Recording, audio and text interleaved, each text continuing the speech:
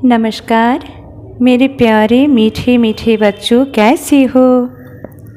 अच्छे हो ना? और बहुत खुश भी हो ना? कुछ दिन पहले हमने होली उत्सव मनाया खुशी खुशी, और अभी तो नवरात्रि है, माता रानी की पूजा है, और कल रामनवमी है, भगवान श्री राम जी का जन्म तिथि। हम ये समय बहुत ही शुभ है हमारे लिए, बहुत ही महत्वपूर्ण है।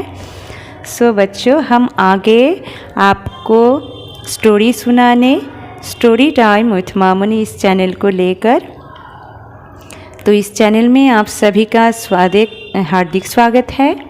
आज हम बताएंगे भगवान श्री राम जी के बारे में थोड़ा सा। तो बच्चे शुरू करें।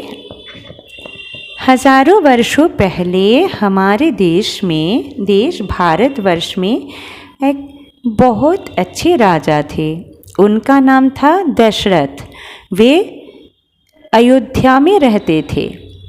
राजा तो थे बहुत अच्छे, पर उनके मन में सुख नहीं था बच्चों, क्योंकि उनका पुत्र यानी बेटा नहीं था।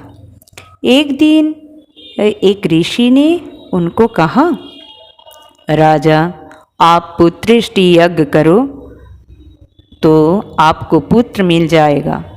राजा ने यज्ञ के आयोजन की, ऋषि मुनियों को बुलाया और यज्ञ में आहुति डालते हुए भगवान से प्रार्थना करने लगे। हे भगवान, मुझे पुत्र प्रदान कीजिए। हे भगवान, मुझ पर प्रसन्न हुए।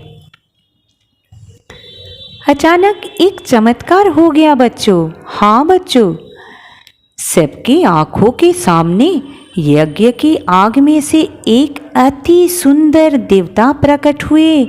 उनके हाथ में एक सोने की कटोरी थी। उस कटोरी में बहुत ही स्वादिष्ट खीर रखा हुआ था। उस देवता ने वो खीर राजा को देते हुए कहा, राजन, मैं तुम पर अति प्रसन्न हूँ। ये खीर तुम रानियों को खिला दो तो तुम्हारे घर पुत्र आएगा।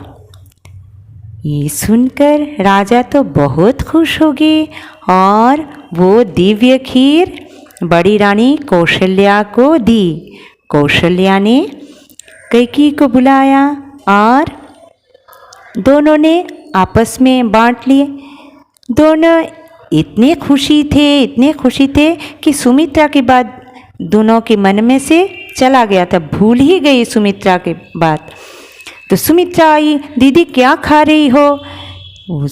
तब क्या कि अरे हमने तो भूल ही गए, सुमित्रा को देना है। तो दोनों ने अपने हिस्से से थोड़ा थोड़ा सुमित्रा को दे दिया और तीनों रानियां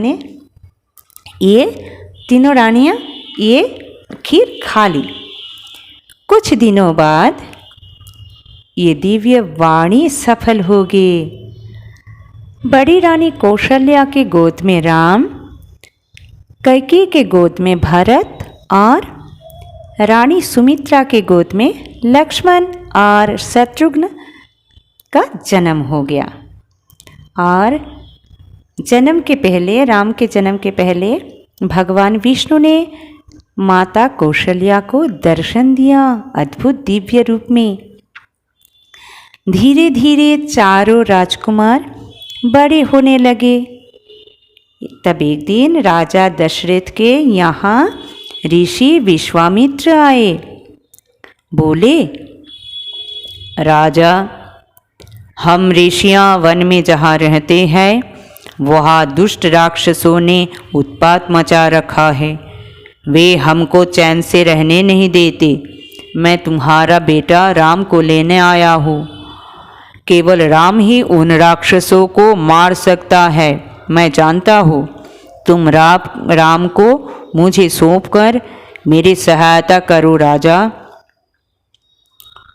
तो राजा दशरथ तो राम से अधिक प्यार करते थे, तो क्या करे, मुनिवर जो कह रहे हैं। राजा दशरथ दुविधा में पड़ गए। कैसे अकेला राक्षसों से लड़ने वन में भेज दे। तब उन्होंने छोटा लक्ष्मण को भी राम के साथ में भेजे। दोनों भाई मिलकर सभी राक्षसों को मार डाला।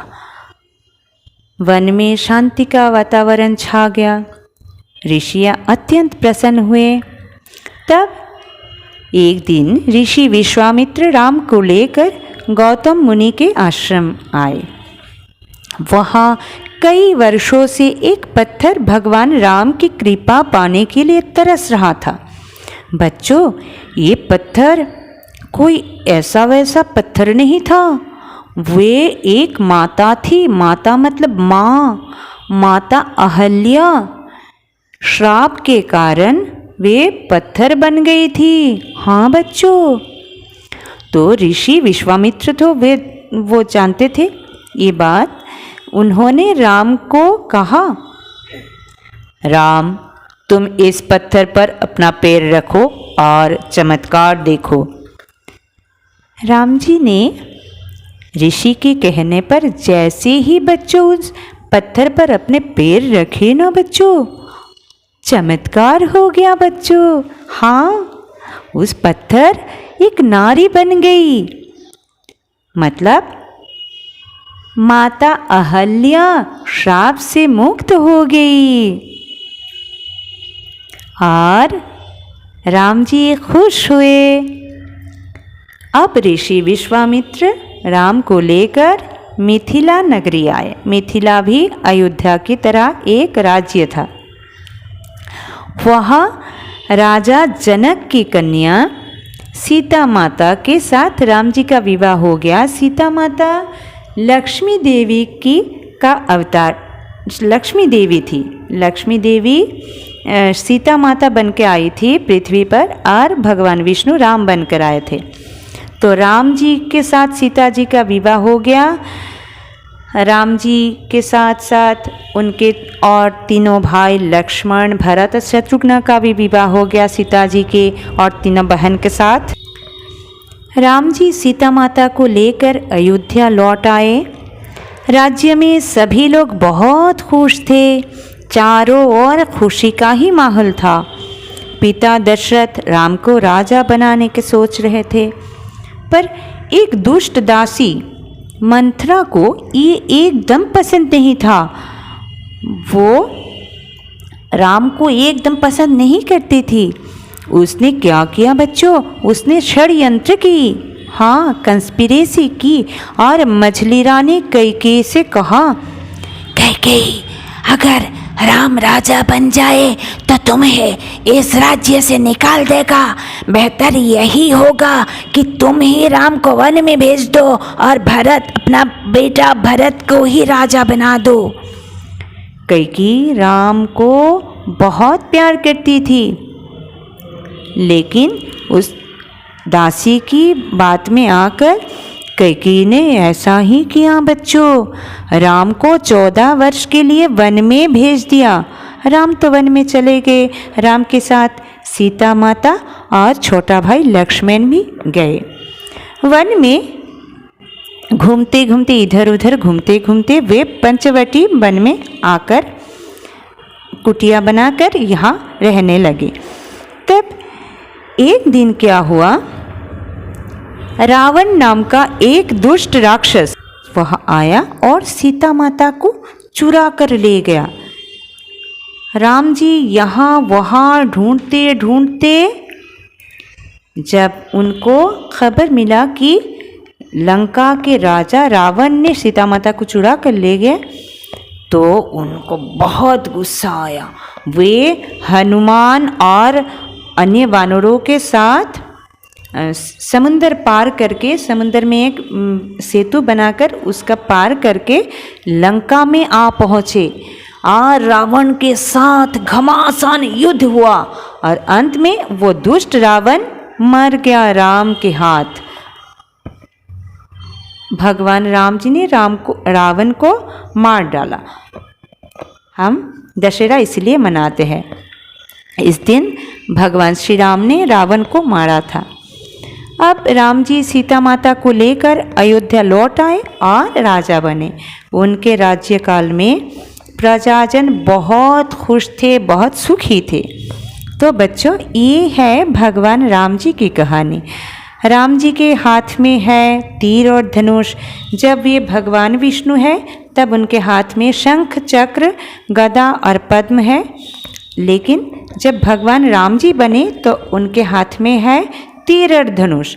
इससे वे दुष्ट पाखंडियों को दंड देते हैं और हमें रक्षा करते हैं। अगर आप लोग भगवान राम जी की पूजा करोगे तो भगवान राम जी आपको भी रक्षा करेंगे। तो आज के दिन हम भगवान जी से प्रार्थना करते हैं। कल रामनवमी है, भगवान राम जी का पुण्य जन्म तिथि है। सो हम अभी से तैयार हो जाए, भगवान से प्रार्थना करें सब मिलकर। हे राम जी, आप हमारी रक्षा करना, सभी दुष्ट असुरों से, सभी विपत्तियों से हमको बचा के रखना। ऐसे बच्चों हर रोज़ भगवान से प्रार्थना करना उचित है। तो बच्चों, आप भी सच्चाई के राह पर चलो तो भगवान जी प्रसन्न होंगे। सच्चाई के राह पर जो चलते भगवान उनका साथ देते हैं। तो ठीक है, आप सदा सच बोलोगे, कभी झूठ नहीं बोलोगे, ठीक है, और सच्चाई के राह पर चलोगे तो भगवान जी का आशीर्वाद हमको मिल जाएगा। ठीक है। तो बच्चों नमस्कार, चलते हैं। आप खुश रहना, स्वस्थ रहना। अगले दिन फिर मिलेंगे। नमस्कार।